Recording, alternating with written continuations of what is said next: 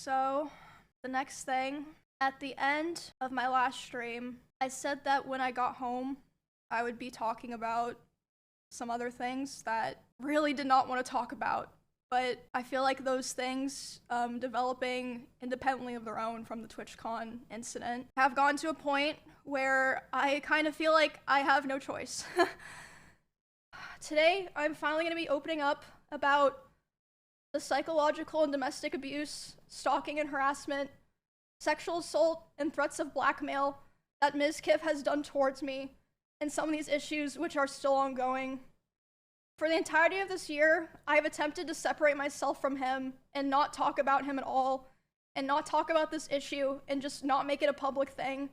I always tried my best to keep this to myself, but like I said, I feel like it's gone to the point, which I'll explain later, and I have always believed in not condemning people or starting drama online.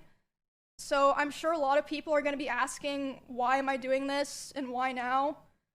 And I would like to explain that before I get started so that people understand what prompted me to do this today, and that it's not just on a whim or something like that.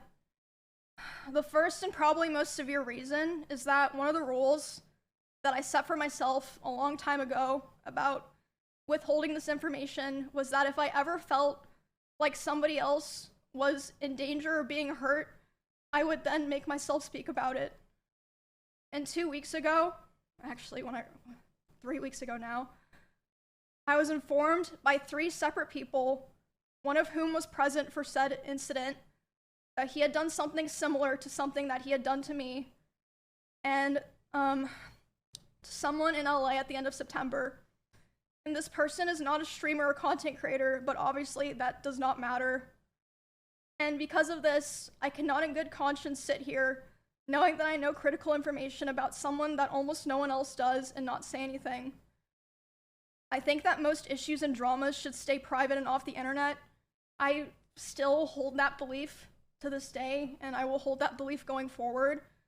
However, there are certain things that cross the line, and I say that the line has been crossed too many times to be count.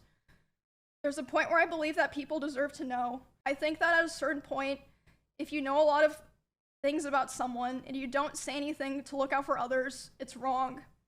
It's wrong to keep it to yourself. I don't want what happened to me or what has happened to other people because of him to happen to other people. And I don't believe he will ever stop behaving the way he does. But regardless, yeah, like I said, one of the main reasons I decided to do this stream is to come out about all of this because I can't hold on to it any longer because it feels wrong to do so. An honorable mention reason for why I'm doing this is that for a while, he has been indirectly threatening me through my friends and people that I work with. They've informed me that he said that if I ever talked about anything he did, he would try to create a smear campaign against me in retaliation. I was told that he even approached other streamers who were close with us back when we lived together, asking them if they would join with him, and they all refused. At TwitchCon, he approached one of my employees, threatening them and saying if I ever talked about him, he would destroy me. Multiple people have told me that his plan was to claim that I kill animals and that I killed my own rabbits, since I had several of my rabbits pass away over the course of 3 years while I lived with him. I'm sure he's probably listening now, and it's probably going to come as quite a shock to him that this information made its way back to me and that I've known for months. But if you try to threaten me to stay quiet, especially using my poor dead animals, I'm not going to stay quiet. Another thing that I'd like to mention before I start is that during my statement, I'm going to be mentioning directly the names of about half a dozen other creators who were present for certain things. And I want to say that none of these people did anything wrong. I'm just saying that they were there, and I've asked all of them permission. They all said that it was fine to include their names, but I know this won't stop everyone, but I ask people, for the streamers that I mentioned, please don't go bothering them or asking them for more information. If there's something else that they want to say, they'll say it themselves, so there's no point to go pester them and bother them about it. There are also streamers who gave me permission to share things that they relayed to me privately, but asked me to redact their names, which I, of course, did. And the last thing that I want to make clear is that not every person that I interact with or that I'm friends with knew the extent of all of these things. And in fact, most of them didn't. And some of them didn't even know anything at all. I tried to keep things private with my close friends, but if anyone during the past year ever approached me asking questions, I didn't lie and I told them the truth. But yeah, I don't want there to be some kind of witch hunt like, oh, you know, you knew and this, no, a lot of people, you know, didn't know everything or didn't know anything. This is all public, obviously this part. I moved in with him, I believe it was the end of 2021, because he offered. I was living alone at the time, and I was having stalker issues in Kansas, and I mean, you guys know like all the stuff that happened there. I ended up joining the org and everything. We did a lot of streams together, and I mean, a lot of people already know this, but I'm just gonna come out and say it. We started dating. We were in a relationship starting January 2022 after I joined OTK. He initially portrayed himself to me as someone who was very nice to girls and wanted to help me feel safe from stalkers and wanted me to succeed as a teammate, and we grew very close over time. I was very dependent on him for feelings of safety, social life, like my stream, job, everything. So yeah, besides it being a very codependent relationship, the start of it was fine. I saw a lot of people mentioning this. They thought this was what I was going to talk about. It's not a secret. I think everyone who paid attention knew that he was very controlling over what I wore, to a degree, who I was friends with, and even when I would stream. It was definitely slow over time that bad things started happening. At the start, it would be things like, for example, he would throw bottles, like plastic bottles with liquid in it, not like glass bottles, at me, despite me telling him like I didn't like it and it scared me and I bruise very easily. He would throw his phone at me. I would tell him, you know, it scared me, I don't like it. And one time it even hit me in the eye, which caused me to get a black eye, but he always, you know, was like, oh, it's an accident. And I was like, oh yeah, it's an accident. Like, you know, of course I'm not gonna think that, you know, he's, at the time, I just kind of was, you know, I just brushed it off. And looking back now, I feel like that was kind of the start of him testing my boundaries, if that makes sense. That was already kind of starting to show signs within the first 6 months of me and him being close. And then, again, a very public situation. The end of 2022, cover-up allegations happened. After that happened, his behavior started getting a lot worse, which, I mean, I suppose it makes sense. You know, he was very stressed. A lot of stuff was happening, but the bad behavior was ramping up, and I feel like it's so apparent if, like, you know, you go back and watch anything from that time. I tried so hard to help him and be there for him because I really believed in him, and I wanted him to, you know, get better and get back on his feet and be the person that, you know, I always believed that he was. But that, unfortunately, did not really happen. For a long time, I think about 1.5 years from when that all happened, it was kind of like slow things getting worse. But I mean, honestly, I'm not even gonna bother going into the details of all of that because there's just too much to cover, and it's honestly kind of not really relevant to the rest of what I'm saying because the rest of what I want to say is a lot worse.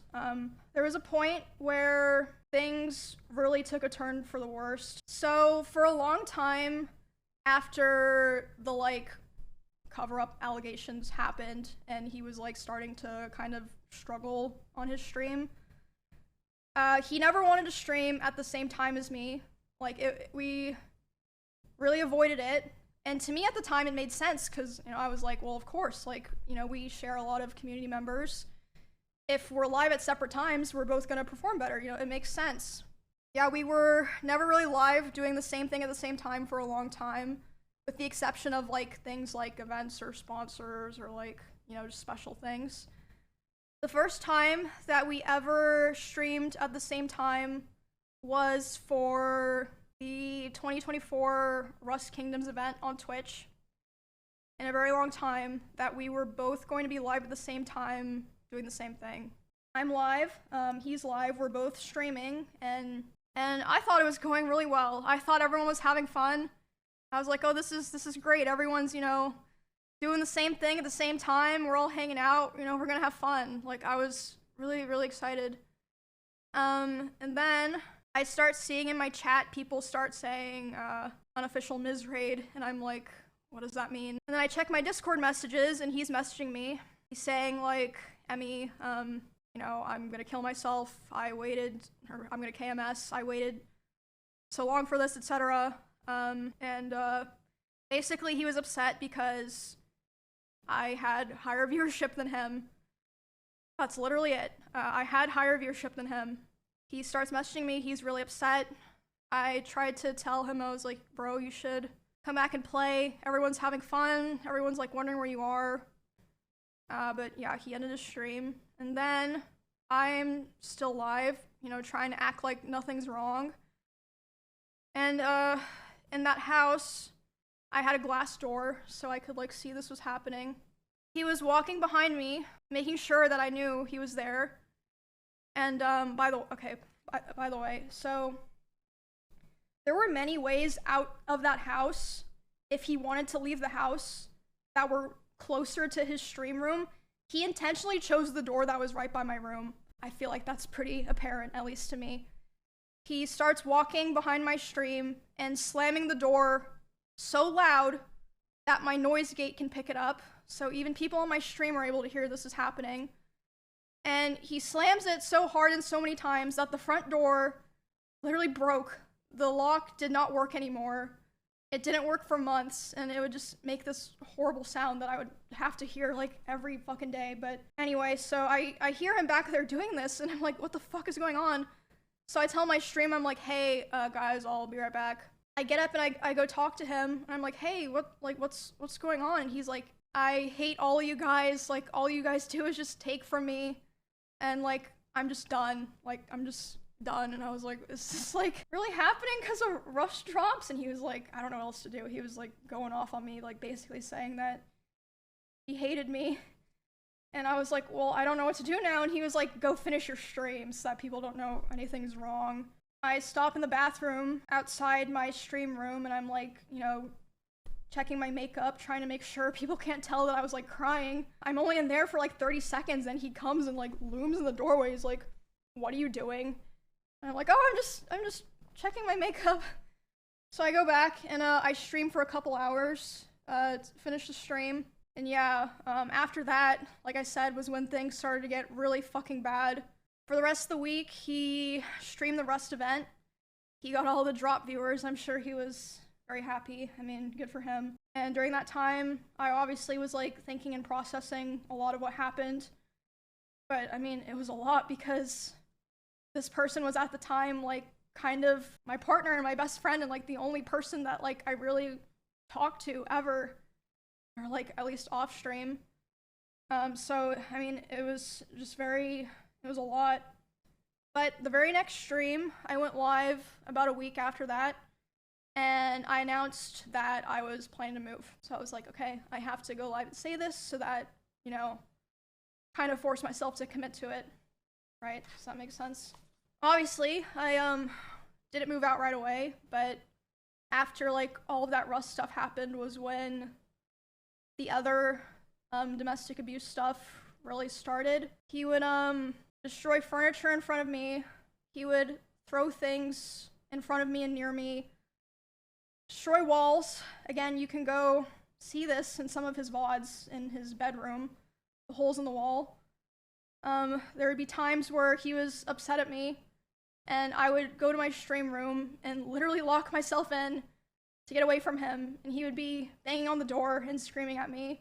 At the time, he also would more often do things like going, like if we were driving in the car together, he would be going like 150 miles an hour. And like one time he even said like, well, now we're both gonna die, like threatening to kill both of us. And this wasn't like even necessarily because of me or like because of something I did a lot of the time. Like one of the times that it happened, it was because getting food, and he was on his phone and he saw that Mr. Beast had put out a video, and Mr. Beast had invited another streamer, and he was like, oh, Mr. Beast invited this guy to his video, not me. And I was like, oh, well, you know, like, huh, yeah, I guess so. Which led to him going 150 miles per hour in the car and talking about killing himself while doing it. Other things would happen, like I'd be trying to sleep and he would scream at me and say that it was all my fault that he felt insecure. There was a time that I walked into a room that he was in, and as soon as he saw me there, he threw his phone at the dresser and started yelling because I had posted a YouTube video within the same couple of days as him, and mine was doing better. So basically, I felt like I was kind of stuck in a loop where I felt like I had to constantly perform and like prove my value to not be thrown away. But at the same time, if I ever performed too well, I was gonna be punished for it. And it just felt like a very rough situation to be stuck in because, I mean, streaming is my hobby and my job. Like, it's a huge part of my life. And this is still before I moved out. There was a time where it was the tension in the house was so unbearable that I would sneak out and I would sneak into Esfan's house using my code. And Esfan didn't know why I was doing this. He saw me a couple times. I'd be like, oh, I'm just gonna go take a nap in your guest room. He'd be like, yeah, that's fine. I would sneak into Esfan's house just to have some time of like peace and quiet.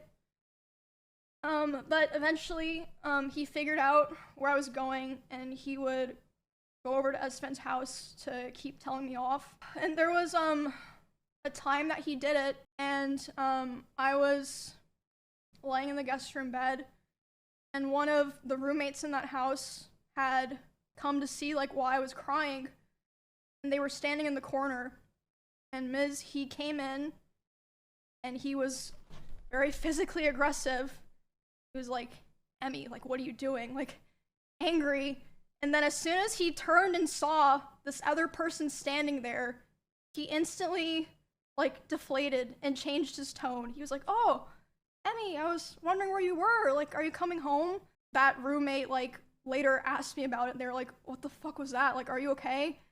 And I was just like, oh, it's nothing, because I felt like a lot of the reason that I didn't tell the people around me was because I felt like no one would understand, or even if they understood, it would just be a burden to them, because all of our streams and social circles and communities are so intertwined. I was like, maybe it's just better for me to deal with this and like hope things get better. Like I said, I don't even remember what the final straw was because so many things happened, but there was a time when I just knew. I called some movers. I said, hey, can you come tomorrow? And they were like, yeah, and then I literally moved the next day. After I moved out, we, like I said, still kept in contact. I had hope that somehow things would get better. He would always beg for me to come back, and he would promise therapy and change and like even talk to other people and like kind of present like, oh, I want to change, I want to be better for Emmy or whatever, you know. There was a short period in October where we had broken up, and when that happened, I honestly felt relieved because I was like, okay, finally it's like on his terms, so that means he'll be satisfied and he'll be able to say it was his choice and he'll leave me alone. Because whenever I would try to push for it, felt like I couldn't like really sever it, if that makes sense. A week after this breakup, he asked to come over to my house and talk for closure. He came to my house, and I was crying like crazy because the emotions were just very high because I was dealing with a lot of major shifts in my life as a result of me attempting to start to try to distance myself from him. He started to try to comfort me by hugging me while I was sitting on the couch. I'm usually very uncomfortable with being touched a lot by people that I'm not in a relationship with.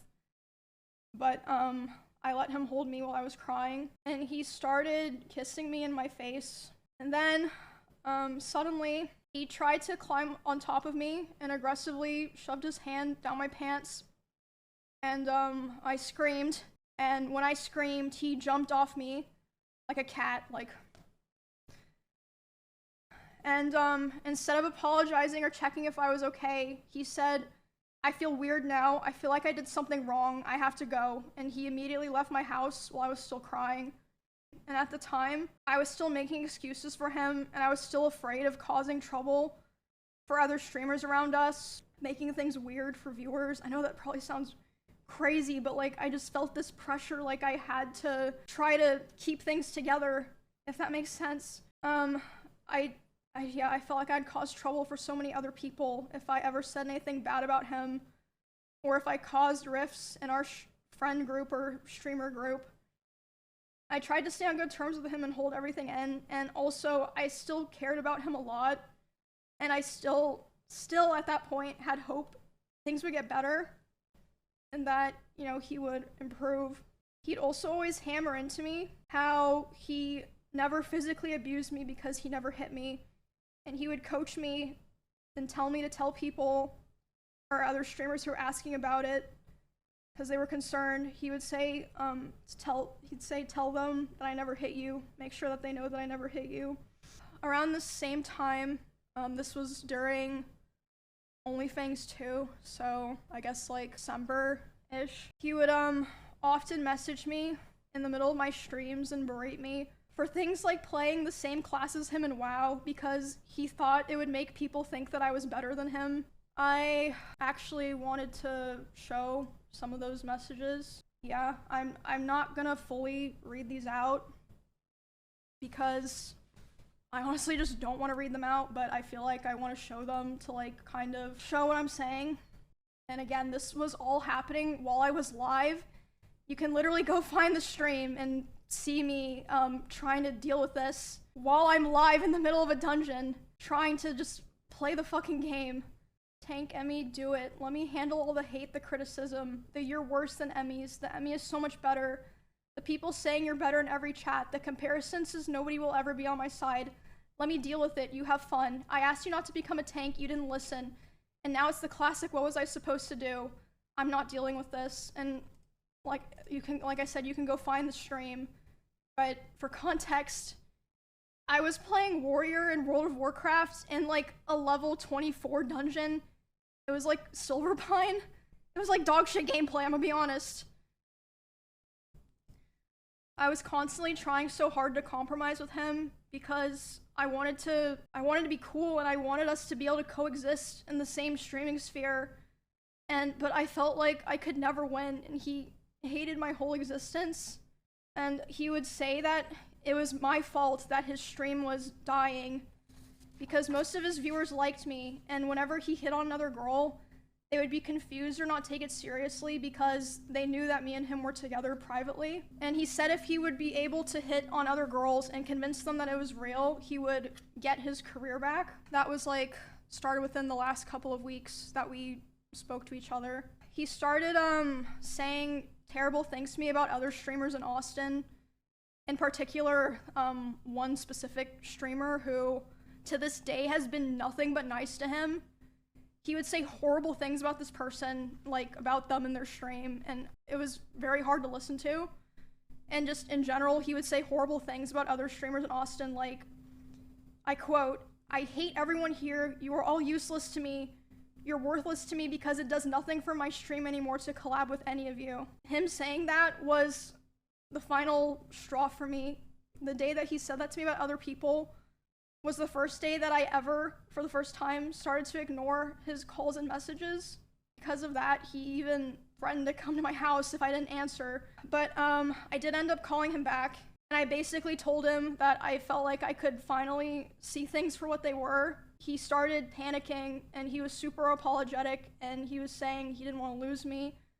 I agreed, and we agreed we were going to talk about all of that. We talked about it about a week later, and instead of apologizing for anything, he basically told me that he realized he needed to go to Japan and LA to get his viewership back up, and he was basically too young to focus on friendships and relationships.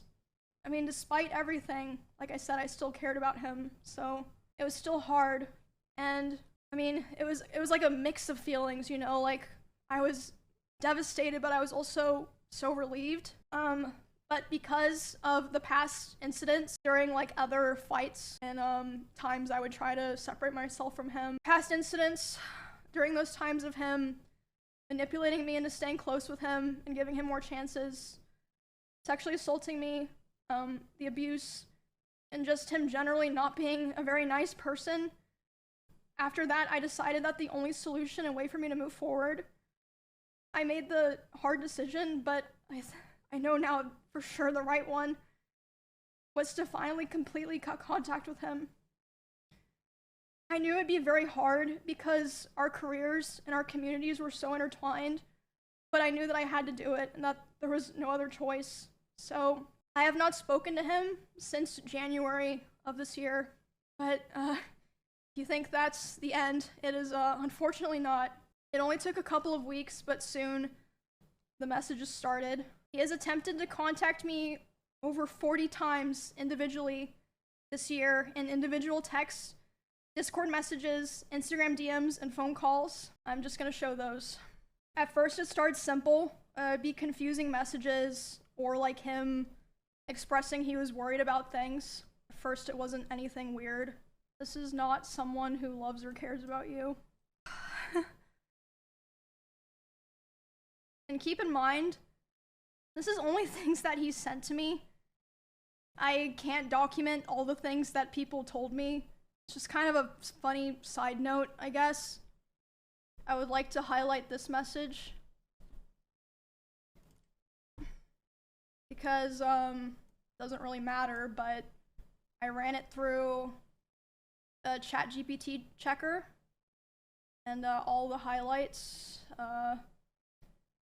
like I said, doesn't really matter. I just thought it was interesting. Like I said at first,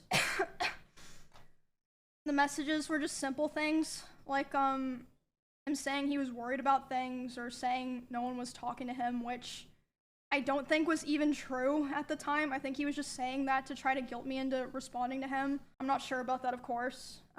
This also extended to in-person interactions, because initially I made the mistake of thinking that I only had to cut him off through private communication and, you know, we would be fine going to the same events and parties and such.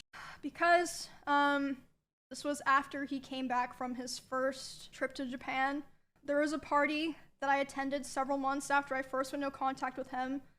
I was aware that he would be there, and I thought it'd be fine. I thought it wouldn't be a big deal. During this party, I felt like he was following me around and monitoring me, but I thought that I was just being paranoid. I was like, it's probably just in your head.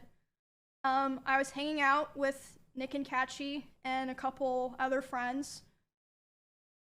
And at some point, Nick was like, it's too fucking loud down here, let's go upstairs. No one's upstairs. Let's just go, you know, chill in a room and like talk where it's not so loud. So they, as a group, went upstairs first without me, but it took me a bit longer to get up there because someone like stopped me and was talking to me. And I did feel like, I mean, he was like standing pretty close to that person. I felt like he was watching me, but again, I thought I was just being paranoid. But I went upstairs, I was hanging out with Nick and Kachi, and then about 30 minutes later, the room that we're in, the door opens. It's Miz. He opens the door, makes eye contact with me, goes, ooh, and then closes the door and leaves. And I was like, what the fuck? But again, I was still trying my best to, you know, give the benefit of the doubt, like, you know, maybe it's just like an awkward situation or something. But a couple months later, the person that he was hanging out with that night reached out to me privately and was apologizing. And I was like, why? And they're like, I just felt like I had to apologize to you because I felt so bad and so embarrassed of what was going on. Like, yes, he wanted to see what you were doing. He was saying, like, I want to go see what's upstairs, and he was checking every room. And then after he opened the room that you were in with Nick, he closed the door and started laughing, and then he just wanted to talk about, you know, how you guys broke up for the next, like, however many hours of the night. The next story, what happened to me, Valkyrie, and Cinna. We were attacked at the Santa Monica Pier. A lot of people were talking about how me, Ray, and Cinna were attacked. No issues with anyone talking about it and covering it, and that included him. And again, I'd like to remind people at this point, we were already a couple months into me being no contact with him, making it clear I didn't want anything to do with him. He was covering what happened to me, Ray, and Cinna. He decided that he was going to tell more of my personal stalker stories that I've never personally talked about or shared publicly myself. And one of these stories was one that, like, no one knew at all, and, like, it just felt so shitty because at the time that those things happened, you know, all the people that lived in that area together, we all came together and we all kind of decided, and this was heavily pushed by him, we should never talk about this. It was also so frustrating not saying anything at this time because the way he told those stories, he kind of framed himself as, like, the hero. He was like, oh, I held the stalker at gunpoint. No. The only person who ever came into contact face-to-face with that stalker before the police came was Bonnie. Bonnie is the person who found that guy outside, went inside, told everyone, called the police came. All Miz did was he stood far away from the front door, behind glass and metal, with a gun. Yeah, I mean, I understand, still very scary, but why are you acting like if anyone deserves credit for that, it's Bonnie. Like, it's literally stolen valor. I'm so glad I finally get to say that because she is the one who, like, kept everyone in those two houses safe, not him. Anyway, back to the original thing, the Ray and Cinna stuff. And then my crazy ex-boyfriend is going live talking about more of my personal stuff, and I'm, like, crying, and Cinna and Ray are like, what's wrong? And I tell them, and I'm, like, panicking. I'm like, I need to call so-and-so, I need to call so-and-so, I need to call so-and-so. Like, these different people that I was like, they can contact him because I did not want to contact him. So, Ray, Cinna, some of me and Miz's mutual business partners, and Asmongold were all messaging him to stop.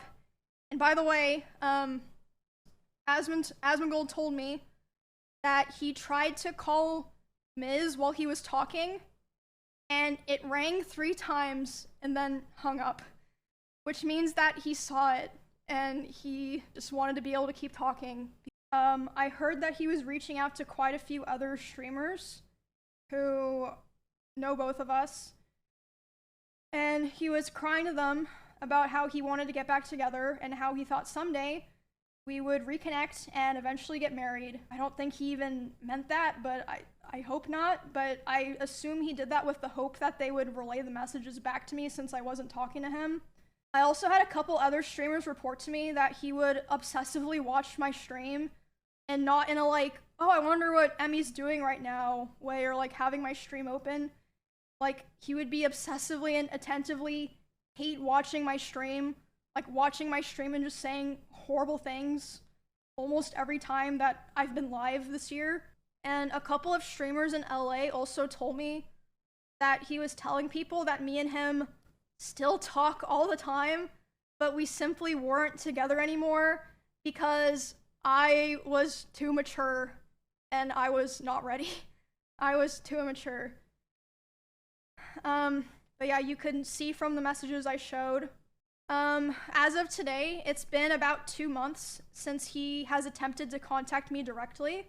I think because about 2 months ago was when he started kind of getting scared that I might have been, like, you know, telling people things, which again, I wasn't going on my way to do it, but if anyone ever asked me, I wasn't gonna lie to them. My thanks that I got for all of that was abuse and resentment. And for all of 2025, all of this year, harassment and hatred from him and his community, while he was the whole time secretly begging for me to take him back behind the scenes. I've taken a lot of steps to restructure my life and be a lot more careful about who I help and who I invest my time and my care into. And I'm doing a lot better now, but I felt like this was a necessary strain because, like I said at the very beginning, I have heard that he has done things to other people aligned with some of my own experiences, so I felt like it would be wrong for me to keep holding on to all this information. Yeah, that's my story of dealing with abuse, psychological and domestic abuse, sexual assault, and stalking, and being threatened on if, you know, I ever talked about it. And this whole time, it's been kind of hidden in plain sight away from hundreds of thousands of people. I know that me saying all of this probably isn't gonna make him or what's left of his community leave me alone, but sorry, voice crack. I know talking about this probably won't make him or probably won't make him or what remains of his community leave me alone, but I'm at least glad that people will be aware of all of this now and I won't have to feel like I'm hiding a terrible dark secret anymore. I also want to say, just so people know, that I'm not just trying to like put this out there and then, you know, I am already in the process of filing a restraining order on him in both Texas and California. And I also wanted to say that I would not be surprised if he tries to sue me for this stream that I did today and for coming out about him. Not because he thinks that he would win, but for PR reasons, like a slap lawsuit. It'd be interesting if that happened, and I wouldn't be opposed to people finding out more of the truth and things that I didn't even talk about today, and what else he's been lying about. And I'm sure there's also plenty of things that even I don't know about. Hopefully I will see you guys all very soon. Thank you for everything.